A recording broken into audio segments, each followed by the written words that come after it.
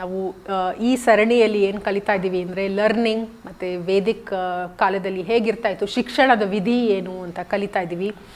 ಈ ಸಂಚಿಕೆಯಲ್ಲಿ ಆಧುನಿಕ ಶಾಲೆಗಳು ಮತ್ತು ಪ್ರಾಚೀನ ಗುರುಕುಲದಲ್ಲಿ ಏನು ಮುಖ್ಯವಾದ ವ್ಯತ್ಯಾಸ ಅಂತ ನೋಡೋಣ.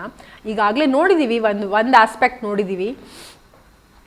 ಇನ್ನೊಂದು ಆಸ್ಪೆಕ್ಟ್ ನೋಡೋದಾದರೆ ನಾವು ಗೌರವ ಅಂತ ಏನು ಹೇಳ್ತೀವಿ, ಗುರುವಿನ ಪ್ರತಿ ಗೌರವ, ರೆಸ್ಪೆಕ್ಟ್ ಫಾರ್ ದ ಗುರು ಏನಿದೆ ಅದು ತುಂಬ ಮುಖ್ಯ. ಇಲ್ಲಿ ನಾವು ಆಲ್ರೆಡಿ ಹೇಳ್ದಂಗೆ ಹೋದ ಸಂಚಿಕೆಯಲ್ಲಿ ಯಾರು ಪಾಠ ಕಲಿತಾ ಇರ್ತಾರೋ ಅವ್ರು ಕೂತಿರ್ತಾರೆ, ಯಾರು ಪಾಠ ಹೇಳ್ಕೊಡ್ತಾ ಇರ್ತಾರೋ ಅವ್ರು ನಿಂತಿರ್ತಾರೆ.